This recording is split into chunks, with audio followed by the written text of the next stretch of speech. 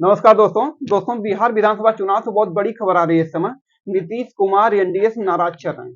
जी हाँ दोस्तों, नीतीश कुमार कल शाम से ही नाराज चल रहे हैं और नाराज बताए जा रहे हैं क्योंकि वह इससे नाराज है क्योंकि जब सीट बंटवारा हुआ, जब सीट बंटवारे के बाद प्रेस कॉन्फ्रेंस नहीं हो पाई, दोस्तों इसी से नीतीश कुमार जी बहुत ज्यादा नाराज और खफा चल रहे हैं।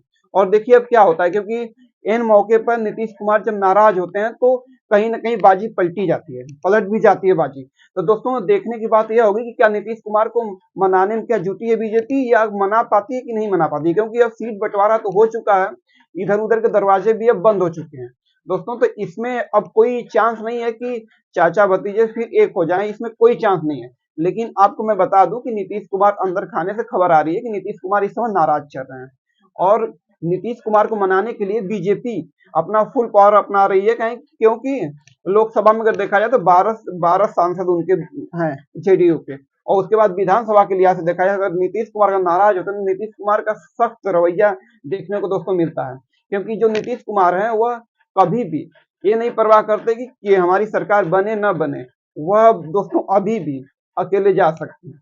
ऐसी खबरें आ रही हैं, लेकिन देखिए अब देखने वाली बात है कि एनडीए में क्या हो रहा है, क्या चल रहा है, क्या मतलब होने वाला है। लेकिन अब देखिए नीतीश कुमार करते क्या है, उनका अगला रुख क्या होता है।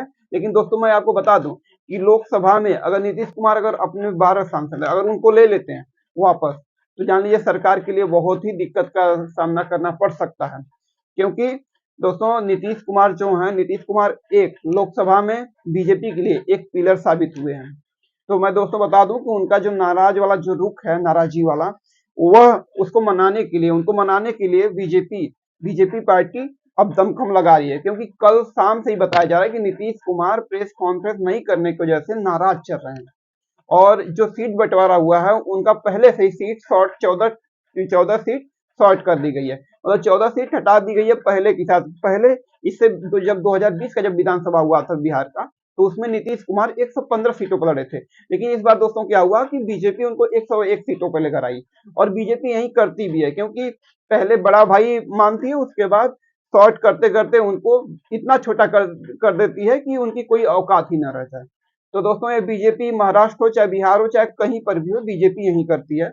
लेकिन दोस्तों देखने वाली यह बात होगी कि क्या नीतीश कुमार क्या वो नाराजगी क्या उनकी दूर होती है या उसी में नाराज रहते हैं। क्योंकि दोस्तों एक और कारण है उनका नाराज होने का, जो चिराग पासवान को 29 सीटें दी गई हैं, उसमें भी नीतीश कुमार नाराजगी का सबसे बड़ा वजह वो भी बताया जा रहा है। क्योंकि 29 सीटों में 6 से 7 सीटें वो सिटिंग सीटें थी, जो जेडीयू की सिटिंग सीटें थी, 6 से 7 सीट, जिसपे कि चिराग पासवान ने दावा ठोका और उस पर उम्मीदवारी वो अपना करेंगे और उसमें पक्का करवाएंगे उम्मीदवारी। जो भी उनके उम्मीदवार होंगे वहां पे चिराग पासवान उतार रहे हैं, उसमें बीजेपी भी सहमत हो चुकी है। इसके वजह से भी नीतीश कुमार नाराज है, क्योंकि नीतीश कुमार का कहना था कि चिराग पासवान को वह सीटें दी जाए जो हारी हुई सीटें हैं, जो बीजेपी और जेडीयू न जीती हो, वह चिराग पासवान की सीटें दी जाए। लेकिन बीजेपी ने, क्योंकि बीजेपी देखिए चालबाज पार्टी है एक तरह से देखा जाए तो, क्योंकि 101 सीटों पे तो वो लड़ी रही है और 29 सीटों चिराग पासवान को दी है कि 29, क्योंकि चिराग पासवान की विचारधारा एक तरह से अगर देखा जाए तो बीजेपी की विचारधारा से मिलती जुलती थोड़ा मोड़ा दिखती है।